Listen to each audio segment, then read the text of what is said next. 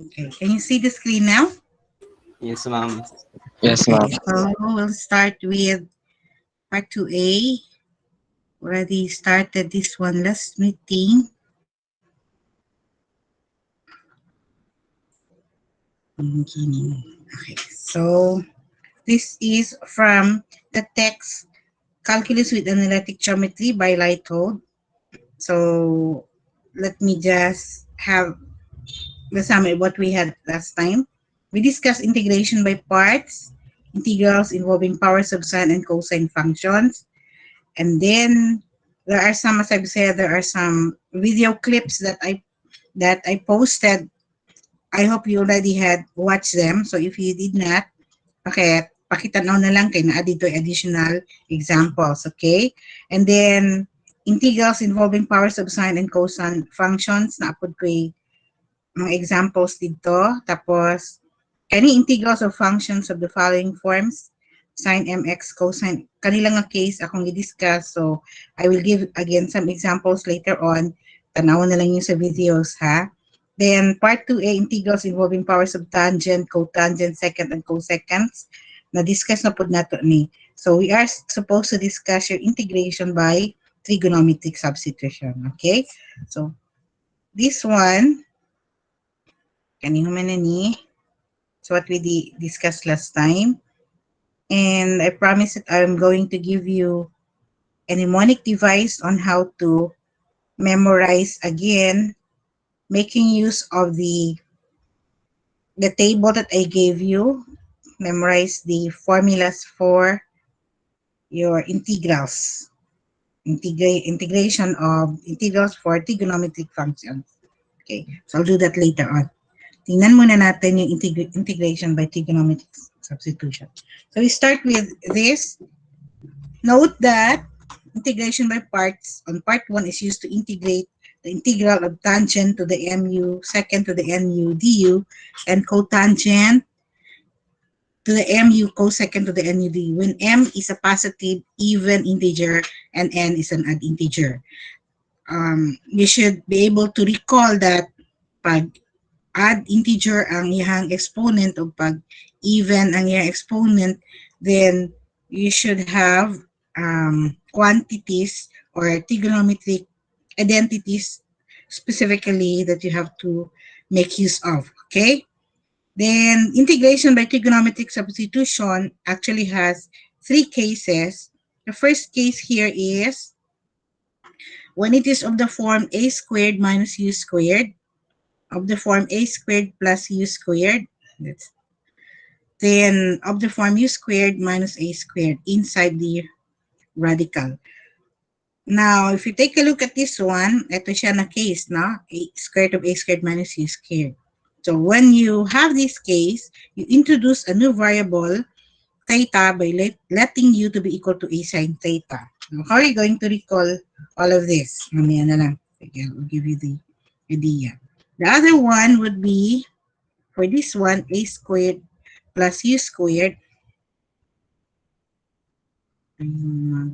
Move. Let's see.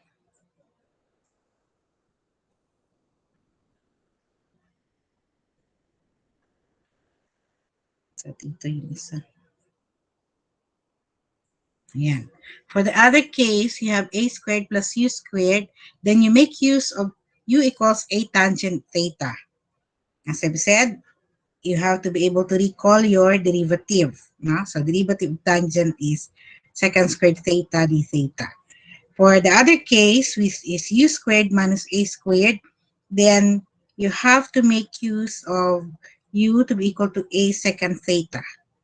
Okay, let's summarize those things.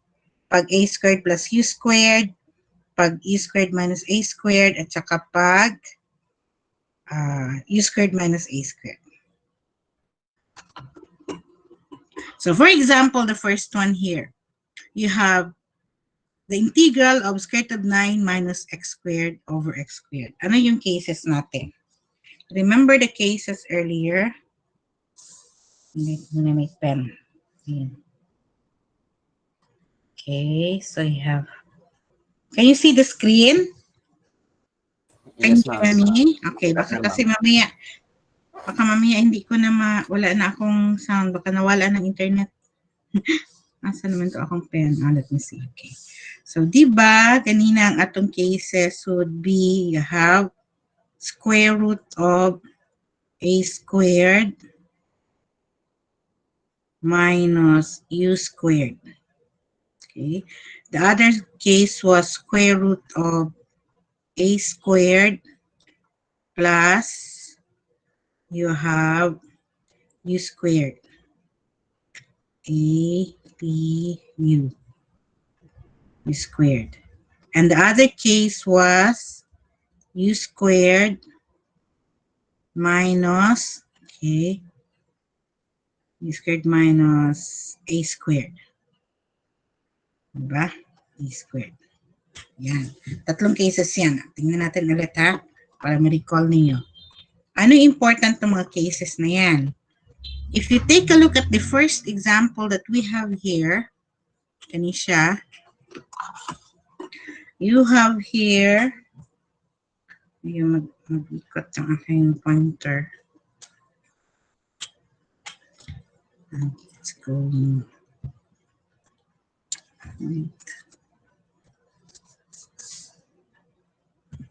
Tayo mag-move.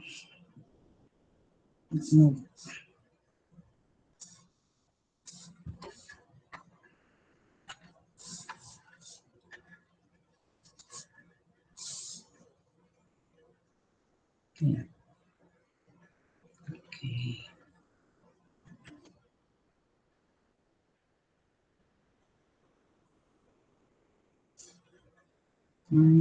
Ay, mahirap to hindi sa atin yung laptop kaya kabalo. Ayan. If you take a look at this example here, you have, kadiri na lang, 9 minus x squared. Asa man na siya na belong? Kaling sa first, second, o sa third? You take a look at this. Asa siya na belong? Sa first? Ang A, sa first. Correct, correct. Because ang A diha is 3. Then ang U ninyo kay ang muna ang X. So, if we have this case, kanin sa first case, then you're going to substitute this time your X or your, in this case, ang U, no? Your U or your X man ang function, to be equal to A sine theta, where your A is the value 9 man siya. So, square root of 9 is equal to 3. Diba? Ang A squared diri kay 9. So, you substitute your X to be 3 sine theta. Then, you take the derivative of cosine theta, 3 cosine theta d theta. So, you take dx. So, you have x is this. Then, take dx. And rewrite your square root of 9 minus x squared to be, how did we get 9 minus 9 sine squared theta? You have your 9 is supposed to be your a squared minus, ito ni siya, ni-replace man nato ang x squared by 3 squared sine theta. That's why you have 9 sine squared theta. And you can factor out 9. From here, mahimo naman siyang square root of 9 times 1 minus sine squared theta. Okay, oops. Sine squared theta. Okay. Which is equal to, again, you make use of your equation na 1 equals cosine squared theta plus sine squared theta, which means to say that your 1 minus sine squared theta is equal to your cosine squared theta. So that kaning 1 minus sine squared theta, mo na ni, kaning inyong cosine squared theta, kana siya. Okay, so you have 9 times 1 minus sine squared theta. But what is that? That is, kung anong square root, you come up with 3 cosine theta. Okay? So, meaning to say, ang crucial naman ani nga part is, again, what are you going to make use of if you find such values? Okay. So after that, i-rewrite na siya doon. That's why it's called trigonometric substitution. Okay? So you rewrite this one now as square root of 9 minus x squared over x squared dx is, ang 9 minus square root of x squared is your 3 cosine theta. Diba? Nare-write naman na from here. So you have 3 cosine theta. All over, ang x squared ninyo kay, pag square, diba, ang 3, you will have ang 3 sine theta, 9 sine squared theta. Then, ang dx ninyo, computed naman as 3 cosine theta d theta. So, substitute and then plug in. So, pag plug in, what is 3 cosine theta 9 over 9 sine squared theta? Kaning cosine theta o cosine theta, pag i-multiply, may mo siyang cosine squared theta. Pagkatapos, times 3 times 3, may mo siyang, ako na lang isulat kaya para matingalan. You now have 9 cosine squared theta d theta. Ako na nag-i-multi. Okay? So, kani siya all over, okay, 9 sine squared theta. So, 9 cosine squared theta over 9 sine squared theta, makancel ning 9 over 9. Ang cosine squared divided by sine squared is your cotangent squared theta. But again, naanapad tayo identity. That is your cosecant squared theta minus 1 ang equivalent sa cotangent squared. Can you remember why? Diba, nag-solve man ta anak before na ang cotangent squared theta kay equal sa cosecant squared theta minus 1. So just in case you forget, what we did was gikan to sa cosine squared theta plus sine squared theta equals 1, i-divide na to siya by, okay, i-divide na to siya by sine squared theta divided by sine squared theta divided by sine squared theta. We'll have cosine divided by sine is your cotangent squared theta plus 1, diba? Sine squared divided by plus 1, then equals 1 over sine squared theta is supposed to be your cosecant squared theta. So, ang cotangent squared theta now, cotangent squared theta is equal to cosecant squared theta minus 1, which is this. Okay? Now, kinahanglan na po, memorize nyo ang mga derivative sa inyo ang integral sa inyong trigonometric functions. Kaya mo man yung answer ani, asa man yung gikaning negative cotangent theta, mo nang integral sa inyong integral, where is my pen now? Problema ko may, hindi ko kita sa akong pen, asa na? Ayan, it's there. Okay. So, kani siya, equal na siya sa, integral of cosecant, cosecant squared theta d theta minus integral of d theta. Correct? Nakuha? Equal na siya diha? Ba, distribute lang? But what is the integral of cosecant squared theta? That is equal to negative cotangent theta. Mani siya. Mani. Then, that's the integral of d theta. Kani siya. Okay. Now, it's the time to again recall kung saan pag-memorize. You remember your formula for derivative. Yung ginamit natin sa derivatives. Are you still with me? Yes, ma'am. Okay. Once again, itsura sa atong box. Itsura sa atong box. Sige daw. Tara ko kung ma-remember niyo. Secant. Correct? Cosecant, negative cosecant. Oo, sa tunga ang cosecant. Dayon? Sige, correct? Okay, ani no? Dili na ako sa butang. Makita pa niyo? Okay, wala na kayo space. Sec. Dayon, sorry. Sectan Then naatay pasulod nga arrow. Pasulod nga arrow. Wala niya. Then, di sa ubos. Unsa to? Cosecant. Asa man dapit ang negative? Tunga, ma'am. Very good. Negative cosecant. And then, pasulod na pod kay cotangent. Diba? Okay. So, ang sa gani ni, ang derivative sa secant kay secant tangent. Sulod. Ang derivative sa tangent kay secant squared. Ang derivative sa cosecant kay negative cosecant cotangent. Ang derivative sa cotangent kay negative cosecant squared. Correct? Diba? Yes, ma'am. Okay, now. Okay.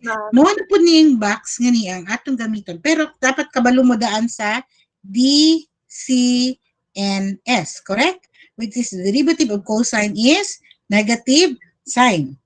And then, meaning to say, ang derivative sa sine kay positive cosine. Correct? Yes, ma'am. Correct. Okay. Now, ang ato na po di-memorize karon sa integral kay kaning is ni C. Integral of sine is ni C. Ayan. Integral of sine is negative cosine. So, kung naatay D, C, and S sa integral naatay is ni C. That is integral of sine. Ako iklaro. Hindi na ako gana mag-ato dito kay mawala na po akong pen. Integral of sine is negative cosine. Okay? So, kanina po tayong memorize na integral of sine is negative cosine. So, if the integral of sine is negative cosine, ang integral sa cosine is positive sine. Is it clear? Yes, Claro? ma'am. Okay. O, basig memorize na ninyo, kay dili na ako i-discuss.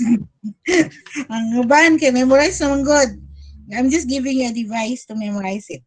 Okay, so let's go now to the integral of cosecant squared.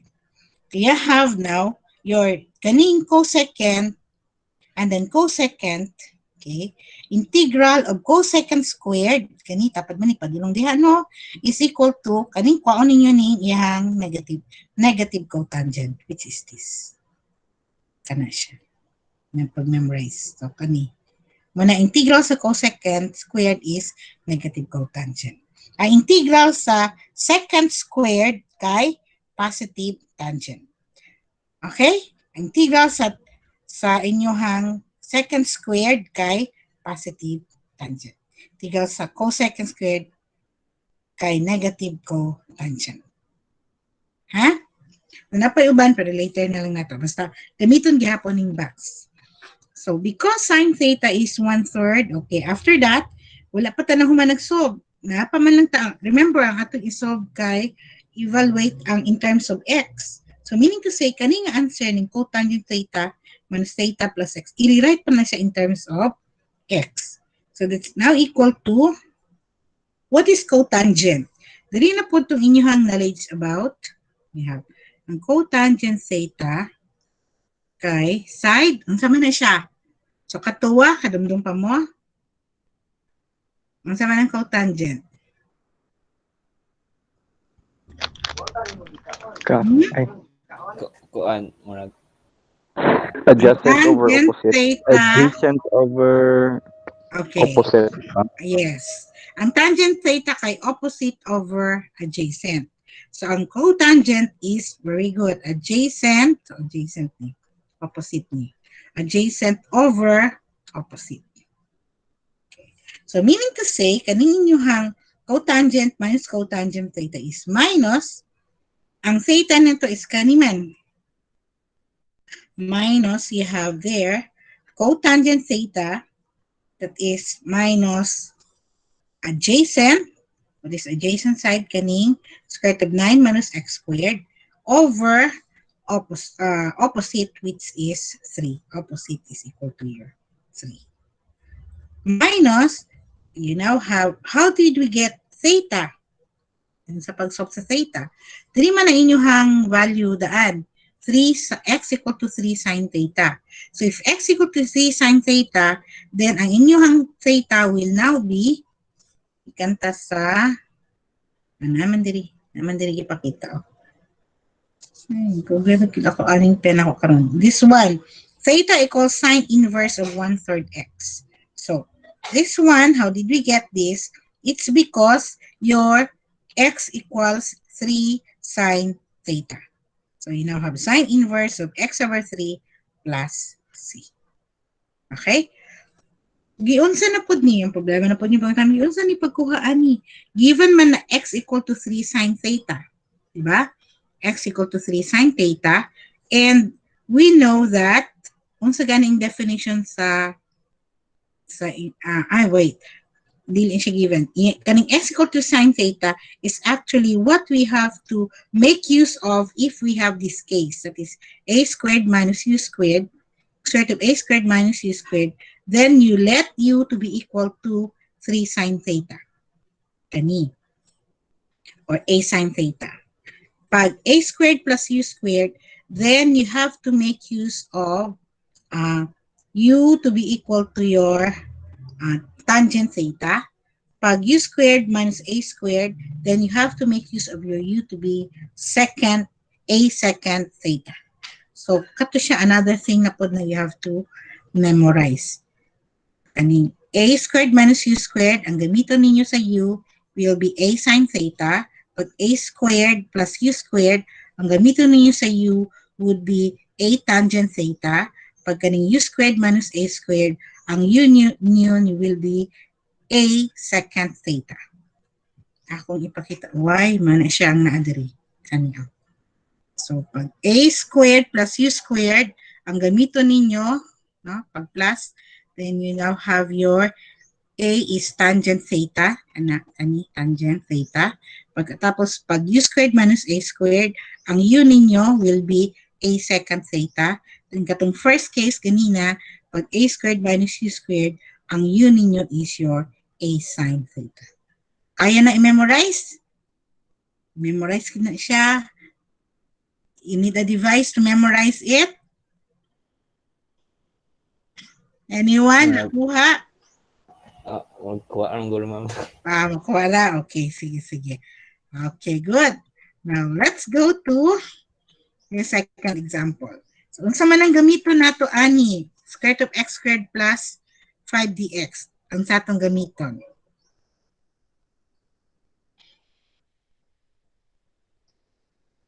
Ba? Natay square root of u squared plus a squared.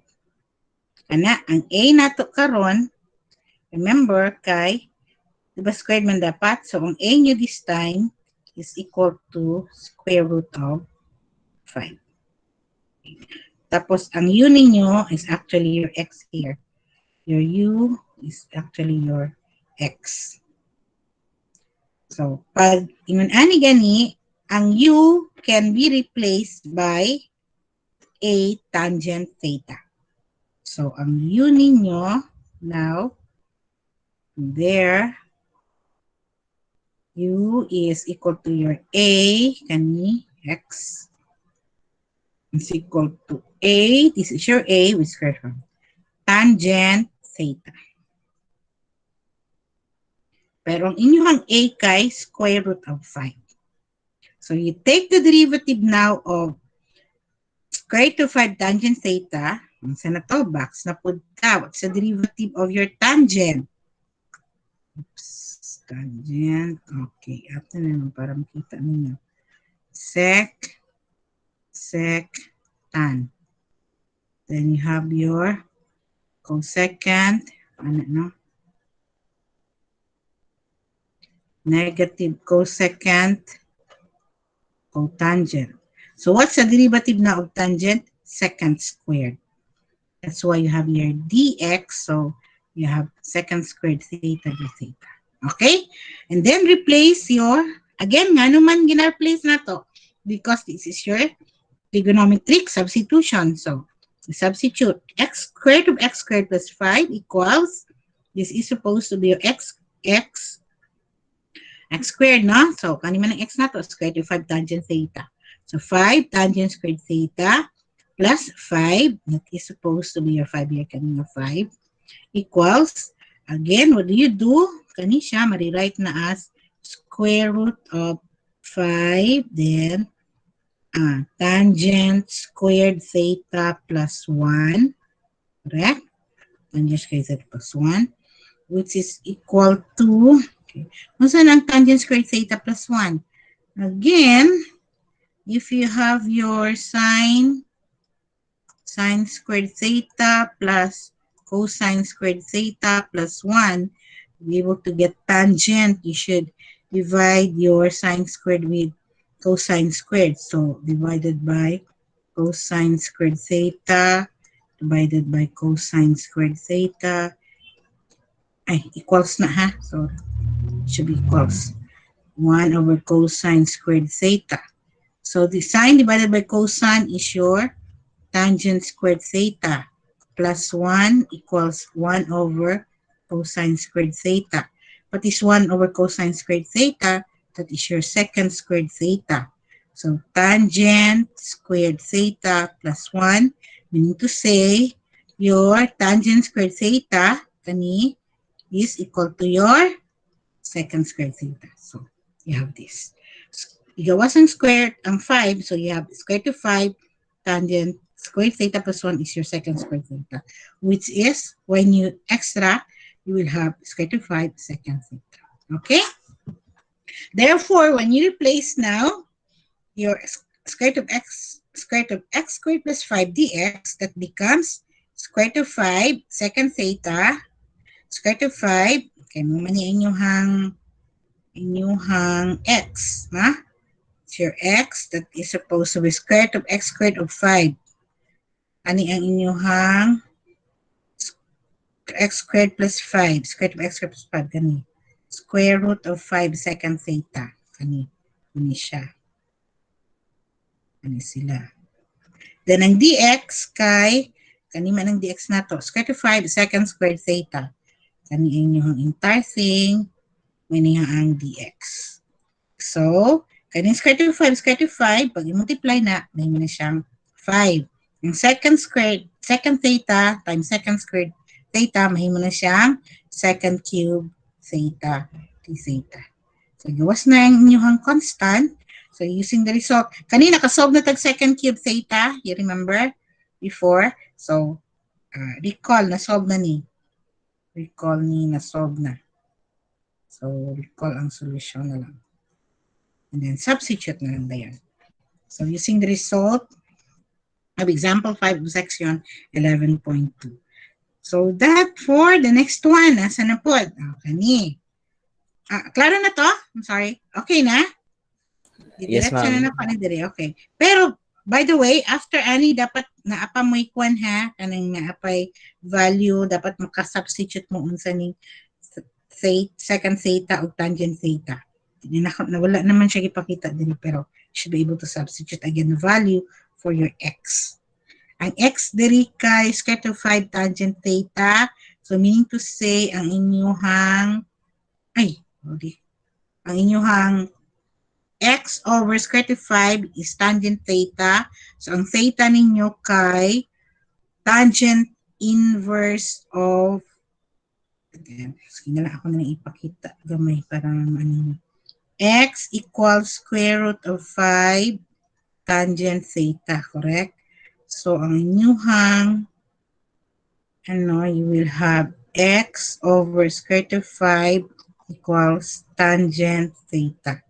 So, ang kuha ng tangent inverse, so you will have tangent inverse of x over square root of 5 is equal to your theta. Muna siya. Okay? Take a look at the next example. Example 3. Unsa ang gamiton ani na pod? Nagamit na nato ang duha. So, kani unsa man ni siya? You will have your square root of, u squared minus a squared. So, meaning to say, i-substitute nyo ang u by a secant theta. Nasa ingon ani, substitute by a secant theta. So, this time, u squared minus a squared. Kung sama natong u, your u is your x. and then your A is 9. That's why you now have A, which is 3. Okay, ang square niya, anak, sa 9 na, this 3 squared, no? Then you have second theta. Ano siya? Okay? And then, you have dx. What's the derivative of second? Again, you make use of your table. Ha, ito, balik. Balik naman ta. Second, tangent. So, pasulod. So, what's the derivative of second? You have second tangent. So, you have this. Derivative of second is your second tangent. D theta. So, dx. And, again, you substitute. Square root of x squared minus 9. Square root of 9 minus second squared theta minus 9, which is equal to, ani? Asa nagikan ng x squared? Kanino? X, 3 second theta. So, 9 sine squared theta minus 9. So, square, this is 3 square root of tangent squared theta, which is equal to 3 tangent theta. Okay? From there, substitute na po balik. So, ang dx na to, your dx is actually equal to, can't see. So, ang pena ko, di na mag-anay ka. Ang dx na to is 3 second theta tangent theta. So, we have this. Then, ang inyong x cube, so, i-cube ninyo ni, may muna siyang 3 to the third power, so, you have 27 second cube theta, 3 tangent theta. Ang 3 tangent theta is kanyang x squared of x squared minus 9. Squared of x squared minus 9. So, that's 3 over 27 over na by 3. So, 3, cancel ang 3 o 3, 1 over 27 magawas. Second theta, tangent theta, d theta, makancel ang isa ka second diha. So, napakay second squared. Cancel ang tangent o tangent theta. So, you will have, what will you have? Kung nakay second o second cube, you will now have your cosine squared theta d theta. Ako sa tanawon, ha? You have your second theta over 1 over 27. Second theta over second cube. Second cube theta. Ang tangent of tangent kay makancel man. So, you now have 1 over 27, second and second there. So, you have 1 over second squared theta. Okay? But what is 1 over second squared theta? That's equal to your cosine squared theta. Okay, now, 1 over 54. So, 1 over 27. Kanina po cosine squared.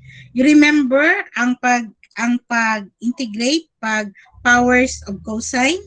Ang sana pag powers of cosine, pag even siya o nai-add. So, pag even siya this time, you have to rewrite it as 1 plus cosine of 2 theta over 2. Okay? That's why you have kaning 27, mo siyang 54, kaya naman over 2 diri. Can you still remember that one? Powers of, integrals of powers of cosine. Hello? Yes, ma'am. Yes, ma'am. Okay. Ma'am. So, di ba, pag even, ang gamiton kay 1 plus cosine 2 theta over 2. Pag add, unsa ganang gamiton? Gamit mo og either, basta ang gamiton is nga identity kay itong cosine squared theta plus sine squared theta equals 1. Depende kung cosine to niyo i-replace or sine to inyuhang i-replace. Okay? So, those are the things that you have to consider kay dili siya pwede kung wala niyo memorize to. Kani, so from here, let's see. Tuloy natin to. So, 1 over 54 theta plus sine theta plus cosine theta plus. Let's see. Now, how do we obtain that?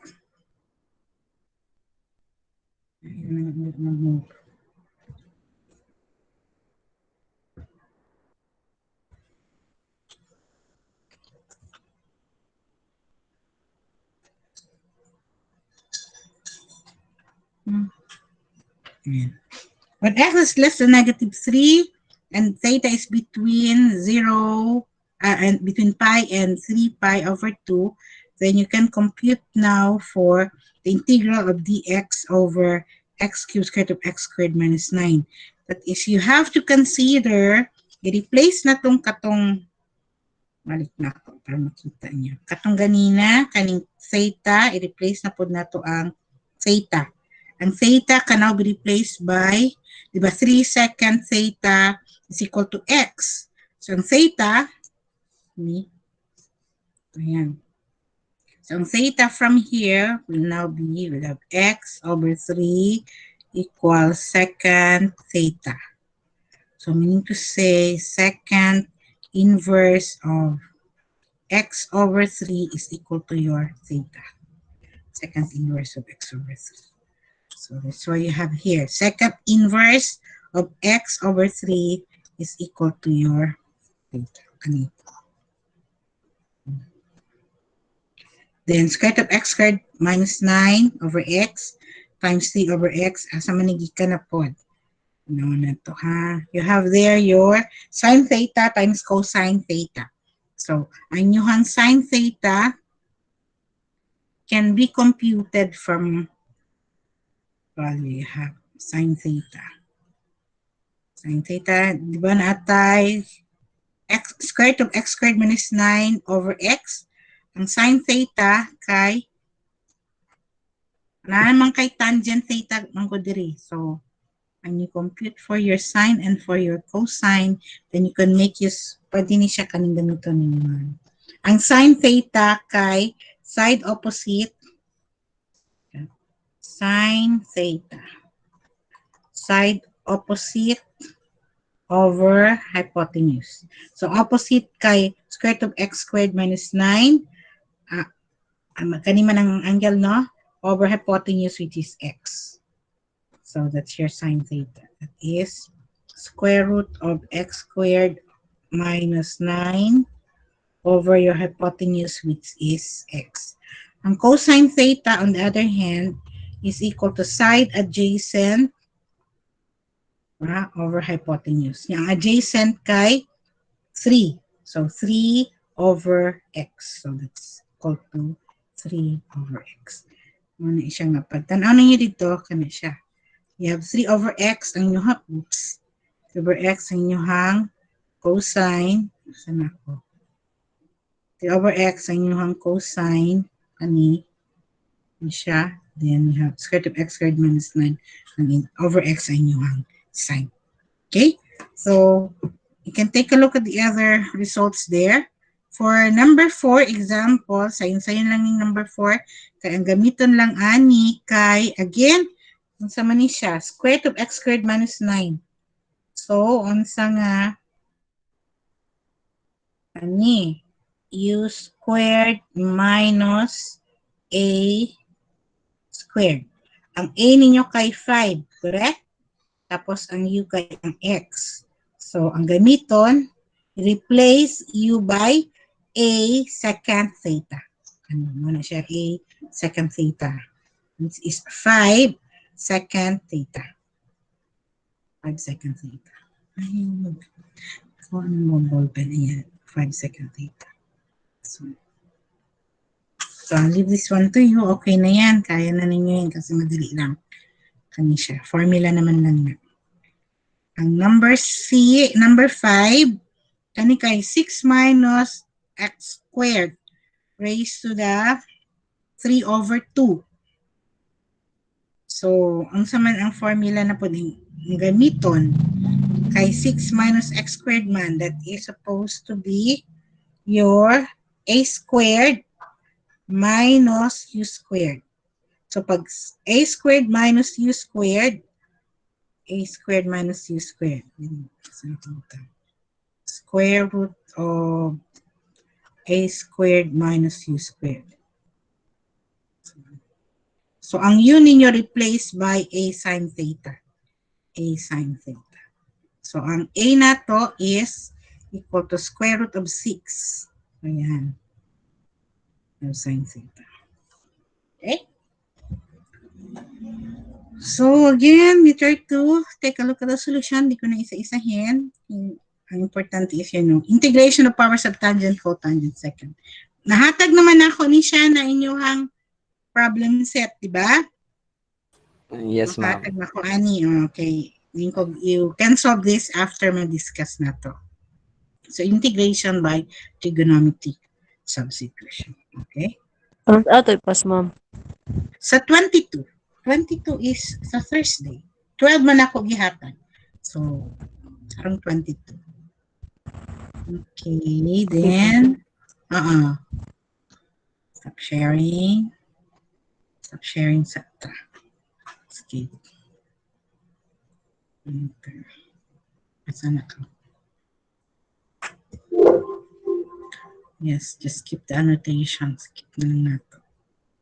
And then, okay.